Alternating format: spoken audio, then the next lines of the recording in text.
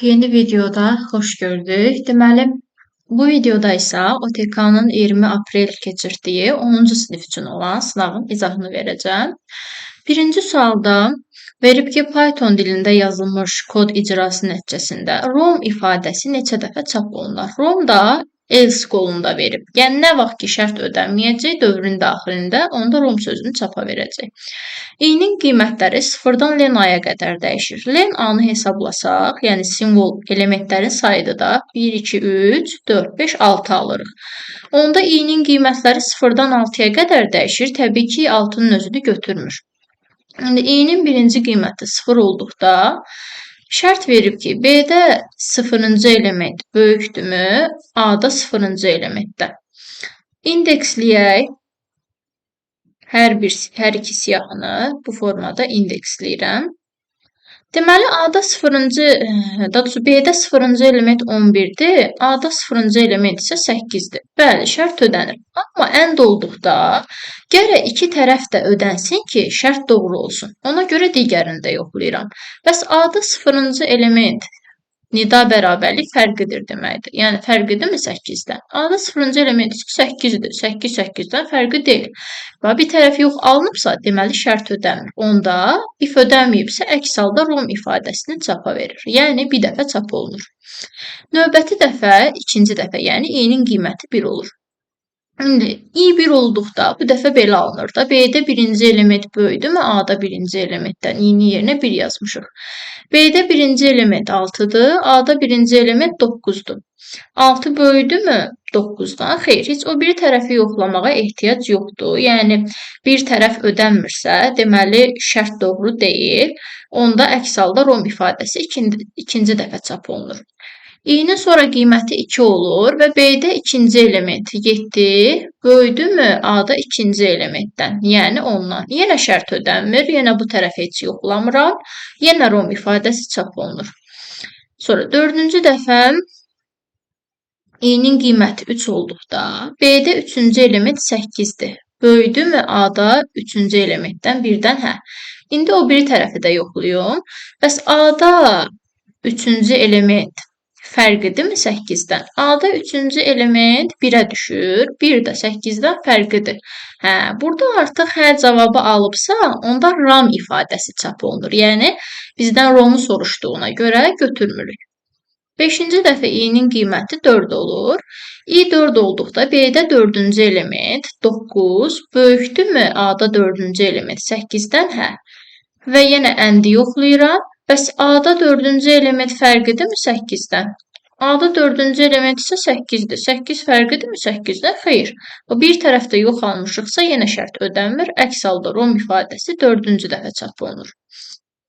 Bu son qiymətidir i-nin. i 5 olduqda B-də 5-ci element, yəni 12 böyükdürmü A-da 5-ci element 14-dən? Xeyr. Elə bir tərəfdə yox aldıqsa, yəni yox cavab almışıqsa, deməli şərt ödənmir. Əks halda rom ifadəsi 5-ci dəfədə çap olunur. Yəni bu formada, yəni 5 cavabı alırıq. Python kodunun nəticəsini müəyyənləşdir.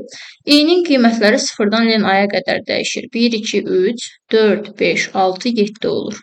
I 0 olduqda şərt verib ki, 0 kiçikdirmi 4-dən? Hə. Onda S bərabər olur S üstəgəl A-da 0-cı elementə. A-da 0-cı elementdə 2-yə düşür və cəmləyir. Növbəti dəfə i-nin qiyməti 1 olur. 1 kiçikdirmi 4-dən? Bəli. S bərabər olur S üstəgəl, yəni ki, 2 üstəgəl A-da birinci elementə. 2 üstəgəl A-da birinci elementdə 3-dür də, cəmləyir 5 alır. Baxıram ki, bu i-nin qiymətləri 0-dan neçəyə qədər dəyişir? 6-ya qədər. Və 0, 1, 2, 3, 4, 5, 6 da gəlib həmin siyahının indekslərinə düşür. Deməli, indeksi 4-dən kiçik olan, yəni 4-dən kiçik olan elementləri cəmləyir də. Məsəl üçün, A-da 0-cı element 2-ni götürdü, sonra 1-ci element 3-ü götürdü. Deməli, 2 üstəgəl 3, üstəgəl 7, üstəgəl 9-u götürüb cəmləyəcək. Bu da eləyəcək. Bu 10-u verir, üstəgəl də 11 eləyir 21. Olur D bəndi. 16-lıq say sistemində verilmiş bu ədədlərin cəmini tap. Dəqiqə 5-dir, F-dir. Bu ədədlərin cəmini tap və ikiliyə çevir. A, F, B2 üstəgəl 3, 4, A1. Toplasaq 3.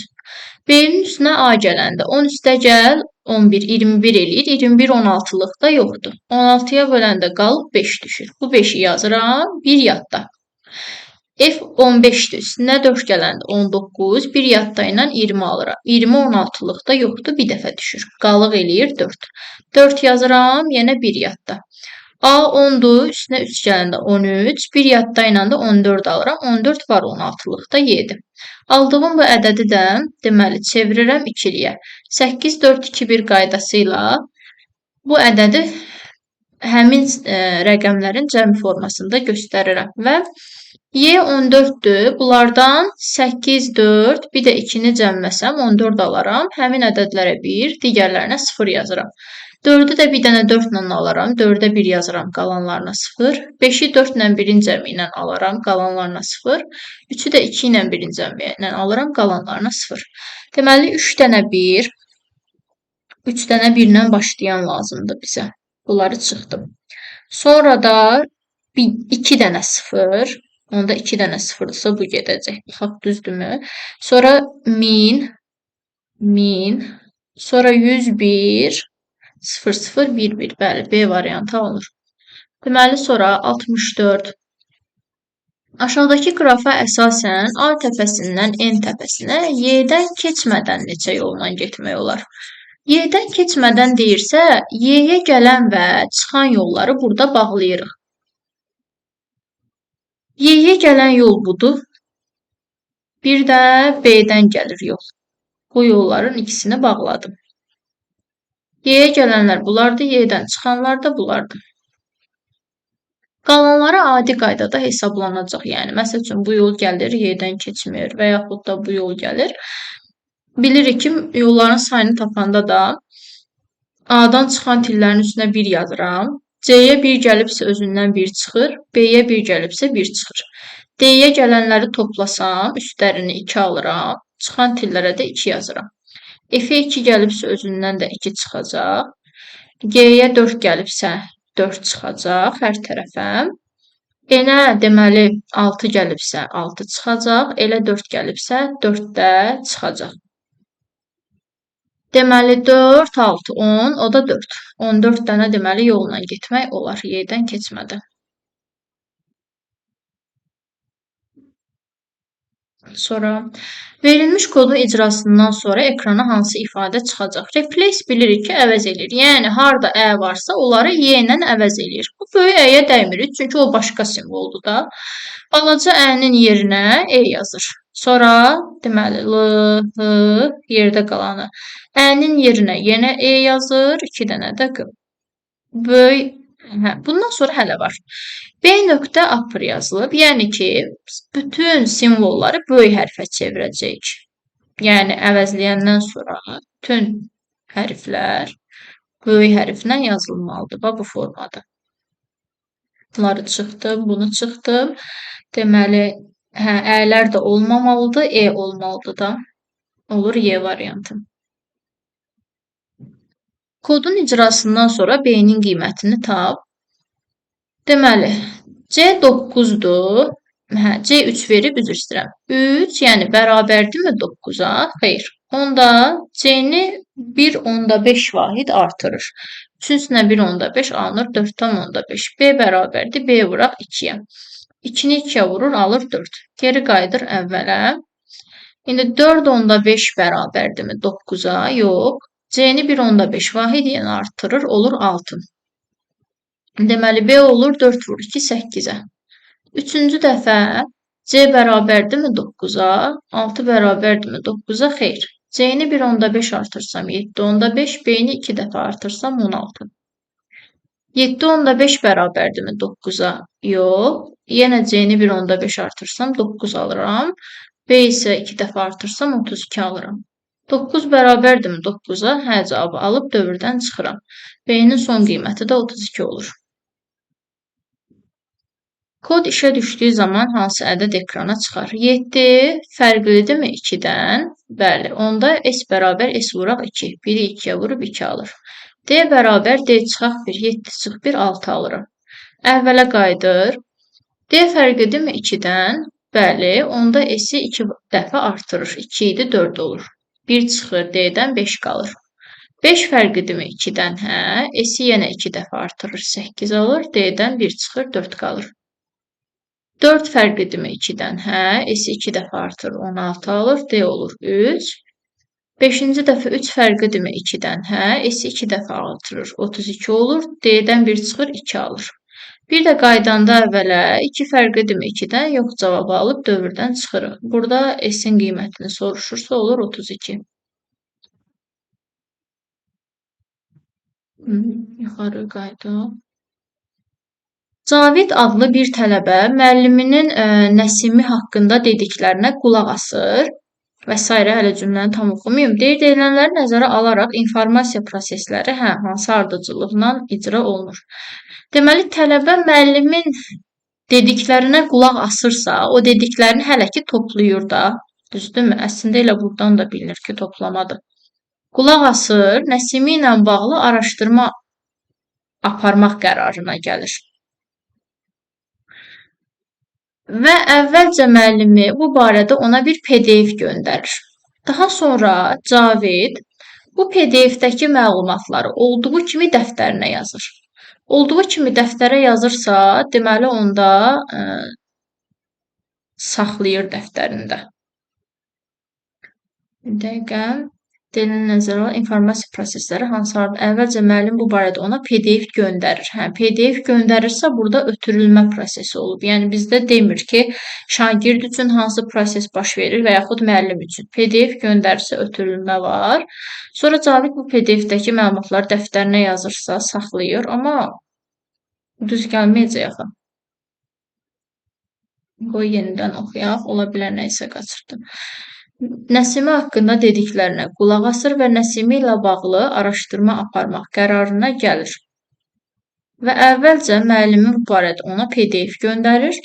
Daha sonra Cavid bu PDF-dəki məlumatları olduğu kimi dəftərinə yazır. Növbəti mərhələdə bu məlumatları öz şəxsi yanaşmasını da əlavə eləyir. Məsəl üçün, burada olduğu kimi dəftərinə yazmaq saxlamadır. Saxlamadan sonra növbəti mərhələdə öz yanaşmasına əlavə eləyirsə, emal eləyir, yəni dəyişdirir. Sonra Word-də təzədən yazır, son olaraq da düzəltdiyi sənədi yaddaşda saxlayır. Deməli, öz yanaşmasına əlavə etməsi emaldır. Word-də son olaraq, yəni yadda saxlaması yenidən saxlamadır. Və müəllimə göndərməsi də ötürülmədir. Deməli, saxlama, emal, saxlama, ötürülmə. Saxlama, emal, saxlama, ötürülmə.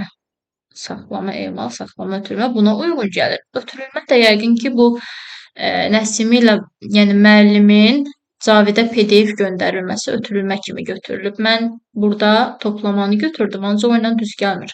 Deməli, ötürmə, sonra saxlama, emal, saxlama, ötürmə bu formada olur.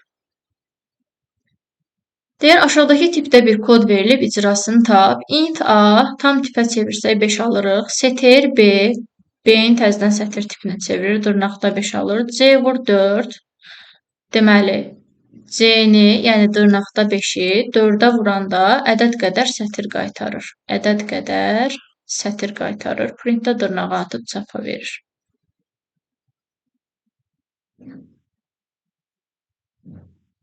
Word 2010 mətnində verilmiş bu ifadədə bəzi hissələri dəyişmək üçün replace əmri istifadə olunmuşdur. Replace əmrində hansı əvəzləmə aparılmalıdır ki, əvvəlki ifadə dəyişib bu formada olsun. Deməli, i, n saxlanılıb, a-nın yerinə y olub. Bu üstündə belə qeyd edeyim, y.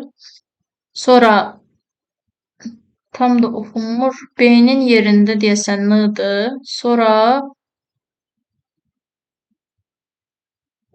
oxunmur, yaxşı. Deməli, u qalıb deyəsən yerində. Bu u-dursa, onda bu r-dir. R, u. Deməli, z qalıb, a qalıb, f qalıb, y qalıb, s qalıb, a yenə y olub. B-da deməli r olub. Deməli, AB-ləri r ilə əvəzləyib. Harada AB varsa yerinə r yazıb. Onda belə olacaq da, AB'nin yerinə R sözü yazılacaq. Verilmiş alqoritm nəyi tapır? Deməli, bu əslində standart bir proqramdır. Yəni, nə qədər ki, x y-dən fərqlidir, hər qoluna gəlir. Hansı o birindən böyükdürsə, böyükdən kiçik çıxır. Nə vaxta qədər davam edir? İkisi bir-birinə bərabər olana qədər. Axırda da bu əvub olur. Məsəl üçün, 100 ilə 125 götürməyək, bir sadə ədədlər götürək, əgər proqram bilmiriksə. Məsəl üçün, 4 ilə 6. Bu ikisinin əbubu nədir? 2-dir də. Düzdürmü? İndi hesablayaq görək alınırmı? 4 fərqlidirmi 6-dan? Bəli. Onda hansı böyükdür? 4 böyükdürmü 6-dan? Xeyr. Onda yox qoluna gəlir y-dən. X-i çıxır. 6-dan 4 çıxır, 2 qalır. Geri qayıdır əvvələ. Sonra x ilə y-in qiymətlərini müqayisə edir. Y 2 olub, x isə 4-dür də. 4 fərqlidirmi 2-dən? Bəli. X, yəni 4 böyükdürmü 2-dən? Bəli, onda x-dan y çıxır. Yəni böyükdən kiçik çıxır. 4-dən 2 çıxır, 2 alır. Bir də geri qaydanda əvvələ 2 fərqlidirmi 2-dən? Yox cavabı alırıq. Və ikisi bir-birinə bərabərləşənə qədər dövr getdi. Deməli, alınan 2 həmin o 2 ədədin əbubu olur. İndi burada da 100 ilə 25 verib. Bunların əbubu da 25 olur da. Deməli, 2 ədədin əbubunu hesablayır. Nəticə 25 olacaq. Sonra aşağıdakı Python kodu icra olunandan sonra nə yazıb? Son nəticə necə olar? Neçə olar? Deməli, burada f-in daxilində dırnaqda belə bir ədəd verilib və həmin funksiyaya görə f dırnaqda 45, 67, 99, 8 verib. Onda n-in qiyməti uyğun olaraq buna bərabərdir. S də olur 0. İndi i-nin birinci qiyməti n-in ilk elementi olan 4-dür. S də bərabər s üstəgəl int i-yə, yəni 0 üstəgəl int i də 4-ü verir də, yəni tam tipə çevirir. Növbəti dəfə i-nin qiyməti sətrin o biri elementi olan 5-dir dırnaqda. S bərabər olur s plus int i-yə. Deməli, bu i dövr eləyir də, ancaq bu qiymətləri bir-bir götürür n-in simvollarını. Hamısını bir-bir tam tipə çevirir, cəmləyir. 4 üstəgəl 5, üstəgəl deməli birbaşa rəqəmləri cəmidə deyək, yəni ədəd kimi götürsək, rəqəmləri cəmini götürəcək. 4-ün üstünə 6, bu 10, 5-in üstünə 7, 12, 8 ilə bir yerdə 20, bu elədi 30, 30-un üstünə də 18 gələndə aldıq 48. Deməli, aldığım bu 48-i və bu hissədə yerinə yazıram. Yenidən isə F48 alınır. İndi F48-i tapmalıyam. Çünki çöldə bir dənə də F var burada. F48-i tapanda, elə ki, bura silinir, təzədən sıfırlanıb, eni 48 götürürəm. İ'nin birinci qiyməti olur.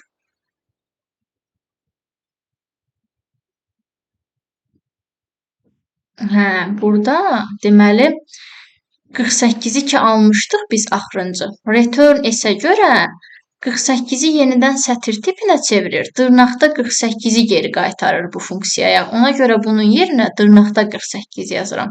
Və F dırnaqda 48 alınır. Onda i-nin qiyməti birinci olur dırnaqda 4. S də bərabər olur S üstəgəl 0 üstəgəl int i-yə, yəni 4-ə. Sonra növbəti dəfə i-nin qiyməti dırnaqda 8 olur. S bərabər olur S plus int i-yə. Bu da toplayanda 12 eləyir. Return-ə görə bu str S kimi, yəni dırnaqda 12 kimi geri qaytarır. Sadəcə print dırnaqları atır ədəd kimi, yəni 12-ni çapa verir.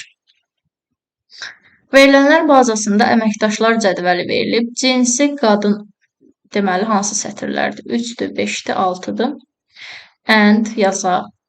Stajı ondan çox olanlar, deməli 1-dir, 3-dür, 4-dür, 5-dir. Bu mötərizədə verilib, yazaq or, yenidən mötərizə var. Deməli, bu vəzifəsi mühasib olmayanları götürəcəm də, çünki qarşısında not var. Vəzifəsi mühasib olmayanlar. Onda həkim, yəni 1, 3, bir də 4. Bu mötərizə oldu buna aid. Bunun qarşısında not var. Buradakı mötərizə harda bağlanır, ona baxıram. Bu belə mötərizəyə alınıb. Bəlkə də belə yazmaq istəyiblər. Çünki bunun mötərizəsi budur, not var qarşısında. Buradakı mötərizə də ola bilsin ki, buna aiddir. Belə yazsam, onda bunu götürün buradan. Oradan sonra elə ki, bu mötərizəni nəzərə alsam, burada and yazacağım stajı 20-dən kiçik olanlar. Stajı 20-dən az olanlar da olur. 1, deməli 2, 3, 4 və 9. İndi burada da elə ki, birinci kəsişməni tapıram. 1, 3, 4 ilə kəsişmə bu hissə mənə 1, 3, 4-ü verir. Bura isə buranın kəsişməsi, ənd kəsişmə olduğuna görə ortaq olanlar götürürük də. Burada da yenə 3 alınır, amma 4 yox. 3 ilə 5 ortaq olanlar. 3, 5, or, 1, 3, 4. Birləşmə də olur 1, 3, 4, 5. Olur C variantı. Bundan əmin olmadım ki, mötərizə silinib ya necə. Çünki burada var deyə, yəni burada əlavə etdim. Ona əsasən belə tapdım cavabı. Deməli, bir də baxım. 3, 5. Deməli, bu tərəfdə bir işdir. Birləşmə, bəli, bu formada. Deməli, işçi kompüterinə parol qoymalıdır. Lakin ona rəhbərlikdən bildirilib ki, kompüterin parolu 4 simvoldan ibarət olmalıdır. Və 4 dənə simvoldan ibarət olmalıdır. Hər bir simvol üçün aşağıdakı məhdudiyyətlərə əməl edilməlidir. Birinci simvol yalnız Azərbaycan əlifbasının böyük hərflərindən, yəni 32 dənə hərf var da böyük hərf. Və ya 1-dən 9-a rəqəmlərdən. 1-dən 9-a da elə 9 dənə rəqəm var. Deməli, əldə 41 dənə variant var da, yəni 41 variantdan birini seçə bilər. İkinci simvol kimi əlifbanın həm böyük, həm kiçik hərfindən. 32 böyük, 32 kiçik hərf varsa 64 dənə variant var. Bir də ki, 3 dənə də simvol verib. Üstünə də 3 gəlsəm 67 variant olur, yəni ikinci oyuq üçün. Üçüncü simvol kimi yalnız cüt rəqəmlər. Cüt rəqəm də 2, 4, 6, 8, yəni 4 dənədir. Bir də əlifbanın kiçik hərfləri də 32 dənə. Deməli, 36 variant da bura yazıram. Dördüncü simvol kimi yalnız tək rəqəmlər. 1, deməli, bir dəqiqə sıfırı götürmədim axı. 0, 2, 4, 6, 8 kim götürsəm 1, 2, 3, 4, 5 dənə olur. 5 dənə gəlsəm, deməli onda 32-nə 37 alıram mən. Çaşdım. 1, 3, 5, 7, 9 götürsəm, 1, 2, 3, 4, 5 dənə də deməli 5 dənə də olur tək rəqəm. 5 dənə tək rəqəm və bir də bu simvollar 1, 2, 3, 4 dənə də tək rəqəmlər də, yəni simvollar var. Olur 9 dənə variant. Deməli, burada 41, 67 tək rəqəmlər 1, 3, 5, 7, 9. Hədə 5 dənə burada var. 1, 2, 3, 4 dənə də simvol var. Mütləq axırıncı 9 olmalıdır. 41 ilə də başlamalıdır. Bəlkə sıfırı götürməyiblər cüt rəqəm kimi. Düzdür, axırı sıfırla qutaran ədədlər cüt ədədlərdir. Amma ola bilsin ki, sıfırı rəqəm kimi cüt götürürlər. 2, 4, 6, 8 kimi götürsəm, onda elə bir formada götürüblər. 41, 67, 36, 9 kimi. Aşağıda verilmiş proqramlardan biri kompüterə qoşulan xarici qurğuları əməliyyat sistemi ilə əlaqələndirir. Bu olur driver. Biri akses proqramının obyekti deyil, sətir deyə bir obyekti yoxdur. Bu cədvəlin elementidir, yəni aksesin yox. 8-likdə verilmiş rəqəmləri müxtəlif ən böyük 3 rəqəmli ədəd. 8-likdə ən böyük 3 rəqəmli ədəd deyirsə, ən böyük rəqəm 7-dir. Birinci bunu götürürəm. Rəqəmləri müxtəlif dediyinə görə sonra 6, sonra 5 yazıram. Ən böyük 3 rəqəmli ədəd oldu belə. Bunu 16-lığa çevirmək üçün əvvəlcə 2-liyə çevirsəm, 4, 2, 1 qaydası ilə bu 7-ni verir. 4, 2, 1 ilə bu 1, 1, 0-ı verir. 4, 2, 1 qaydası ilə 1, 0, 1-i verir. Bunu da 16-lığa çevirəndə təzədən 4, 4 ayırıram da 2-likdən 16-lığa çevirirəm. Burada da 8, 4, 2, 1 qaydası ilə birlərə uyğun ədədləri toplasam, bura 5 alıram. 8, 4, 2, 1 qaydası ilə birlərə uyğun ədədləri toplasam 15 alıram. Onu F kimi yazıram. 3 dənə 0 artırsam 8, 4, 2, 1 qaydası ilə 1 alıram. 1, F5. A variantı. Excel-də Verilmiş deməli diapazonda neçə sütun var? Sütun sayı soruşursa, deməli B, C, D, Y, F, G. 3, 3, 6 dənə deməli bu formada sütun olacaq. Sonra Windows əməliyyat sistemində hər hansı fayl verilmişdir. Bu faylın adını dəyişmək üçün hansı klavişdən istifadə edilir və deməli hansı nəydən, hansı simvolları yeni adda işlətmək olmaz. Səhv eləmirəmsə F2 olmalıdır. Rename artıq bu demək olar ki, indi istifadə edilmir də. F2 rename olmalıdır. Bir də ki, kiçikdir, böyüdür işarələri olmaz, drop olmaz, qoşa nöqtə olmaz, ulduz da olmaz, amma tam yaxşı görmürəm. Burada ulduz və dırnaq verilib. Deyəsən ulduz olmaz. Simvollar yaxşı görünmür, deyəsən D variantıdır.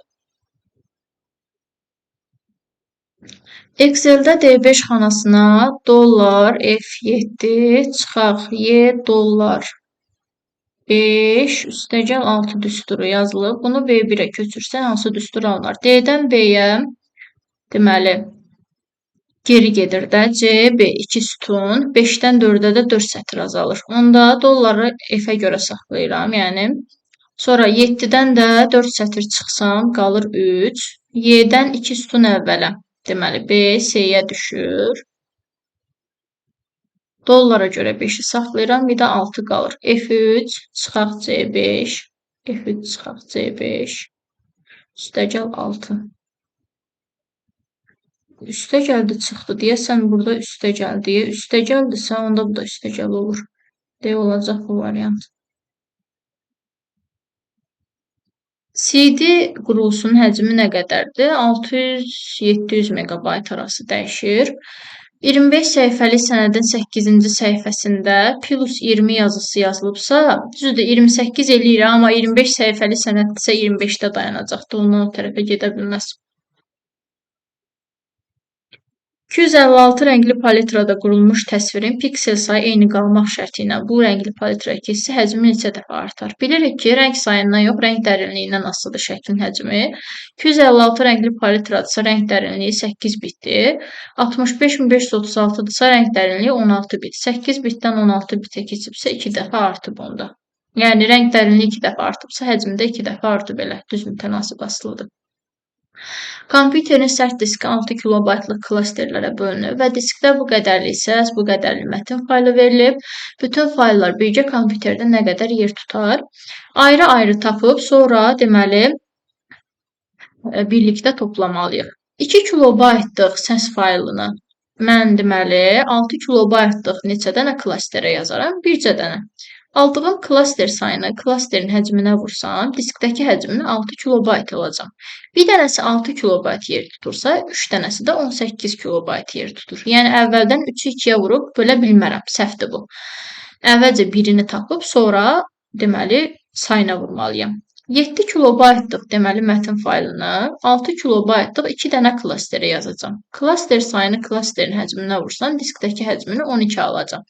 Və 12-ni də 4-ə vururam, çünki 4 ədəddir. Bu da 48-i verir. Deməli 48 bu, 18-də, deməli 48 bu, 18 də bu, ikisi bir yerdədir də. Bəli, kompüterin yaddaşında nə qədər yer tutar? Bu deyilir 60, deməli 6 kilobayt. Onluq say sistemində verilmiş 2 üstü 13 üstəgəl 16-nın kvadratı ədədini 16-lığa çevir. 2 üstü 13-ü 16-nın qüvvətinə gətirirəm 16-lığa çevirmək üçün. Bu da 2 üstü 4 üstü 3, vuraq 2 üstü 1 deməkdir. Üstəgəl 16-nın kvadratı qalsın, çünki elə 16 üstü kimidir. Bu da 16-nın kubu vuraq 2, üstəgəl 16-nın kvadratını verir. Bilirik ki, qüvvət üstü ədədləri çevirəndə əmsal, yanına say sisteminin qüvvəti qədər 0 yazırıq. Əmsal burada 1 götürürəm, çünki heç nə yazılmayıb. 1-in yanına 2 dənə 0, bu da 2100 eləyir. Unicode'da yazılmış 512 kilobaytlıq faylın hər səhifəsində bu qədər sətr, hər sətrində bu qədər simvol var. Neçə səhifə sayı var? Səhifə vuraq, sətr vurulsun, simvol, vuraq n bit bərabərdir. Bilirik ki, həcmdir, düzdür. Səhifə sayı 64-dür. Yox, səhifə sayını soruşur, üzr istəyirəm. X götürək. Sətir sayı 64-dür, 2 üstü 6. Simvol sayı 128, 2 üstü 7. Və Unicode deyirsə bir simvol 2 bayt yer tutur. Həcmi də 512 kilobayt verib. Buradan x-i tapsam səhifə sayını 512 2 üstü 9-dur da. Kilobaytı bayta çevirirəm ki, hər iki tərəf eyni olsun. Yəni 2 üstü 10-a vururam. Bölürəm bunu sol tərəfə. 13 bu, bir də bu 14 eləyəcək. 2 üstü 19 bölünsün 2 üstü 14-də 2 üstü 5-i verəcək. Bu da 32 səhifə eləyəcək. Daha sonra uyğunluğu müəyyən edin. Raster qrafika Photoshop. CorelDRAW vektordur 2-yə, B, Illustration da vektordur. Deməli, əməliyyat sistemində Linux-dur. Oldu belə. Kodlar gəlir, proqram hissəsi. Burada yer yoxdur, ona görə başqa hissədə yazacağım.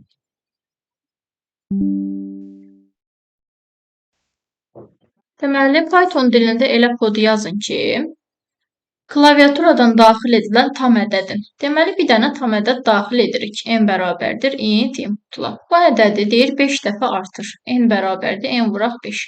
Sonra bunun 2-yə bölünməsindən alınan qalığı müəyyənləşdir. Burada sanki silinib. Mən çünki 25 görmüşdüm bunu yazılı formada. Bilmirəm artıq 25-dirsə 25 yazırıq, fərqi yoxdur. Yəni bölünməsindən alınan qalığı müəyyənləşdirərək daha sonra alınan qalığın rəqəmləri cəmini tap. Məsəl üçün də alınan qalıq tutaq ki 13-dür. Bunun rəqəmləri cəmi də 4-dür, bunu tapmalıyam. While-la da yazmaq olar, for-la yazaq. Necə yazarıq? For-la. Bunu sətir tipinə çevirsəm, n bərabərdir sətir n eləsəm. Dırnaqda 13 olacaqmı? Və bu sətrin simvollarını bir-bir götürərəm for ilə. Məsəl üçün, i-nin birinci qiyməti dırnaqda 1 olacaq. İndi bunları cəmləməliyəm də. Cəmləmək üçün də burada bir dənə s bərabər 0 verməliyəm ki, həmin s-in 0-ın üzərinə gəlməklə cəmləyim rəqəmləri. Ancaq bilirəm ki, bu dırnaqda bir daxı sətir kimidir də, ona görə int i yazıram ki, tam ədədə çevirib cəmləsin. Yəni, 1-i götürüb ədəd kimi, 1 kimi tam ədədə çevirəcək. Sonra i-nin qiyməti dırnaqda 3 olacaq, onu tam ədədə çevirib belə cəmləyəcək. Və axırda print s. Sonra daxil nə yazıb? Python dilindən istifadə edərək birdən n-ə qədər tək ədədlərin içərisindən burada yer çatarmı yazmağa?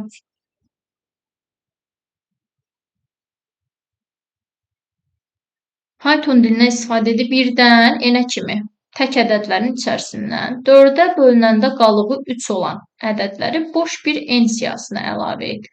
Verilmiş n ədədi klaviaturadan daxil edilən tam ədəddir. Həm siyahını n verib, həm də deyir birdən n-ə qədər ədədlər daxil et. Gəlin bu siyahı heç olmaya a götürək ki, fərqlənsin. A bərabər bir dənə siyahı yazıram.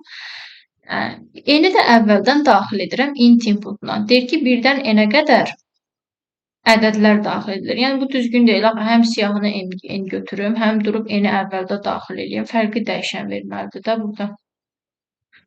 Deməli, birdən n-ə kimi ədədlərin içərisindəndir. Məsəl üçün, n-i 10 daxil eləmişəmsə, birdən 10-a qədər ədədlərin içərisindən 4-ə böləndə qalığı 3 olanları deyir bu A siyahısına əlavə elə. Təbii ki, birdən 10-a qədər ədədləri bir-bir götürüb yoxlamalıyam və burada dövr gedir. Göstərirəm bunu bu formada. For i in range 1-dən 11-ə kimi. 11 yazıram, çünki 11-in özünü götürmür də bu halda. Yəni, i burada 1-dən 11-ə kimi, 10-a kimi daha doğrusu ədədləri bir-bir götürür. Və bunların içərisindən deməli təklərin ancaq götürür. Təkləri götürmək üçün də şərt verirəm ki, əgər i-ni 2-yə böləndə qalıq 1-dirsə, yəni təkdirsə, bir də n yazıram və deyir ki, həmin təklərin içərisindən də 4-ə böləndə qalığı 3 olsun. i-ni 4-ə böləndə qalıq 3-dürsə, deyir, onda həmin ədədi həm A siyahısına əlavə et. Yəni, yazıram A nöqtə append i və siyahıya element əlavə edirik. Və dövrdən çıxır, yazıram print A. Sonra verib daxil edilmiş 3 ədədi müqayisə elə. Ən kiçiyi tapandan sonra 3 dəfə artır. 3 dəfə artıran blok sxemi qur.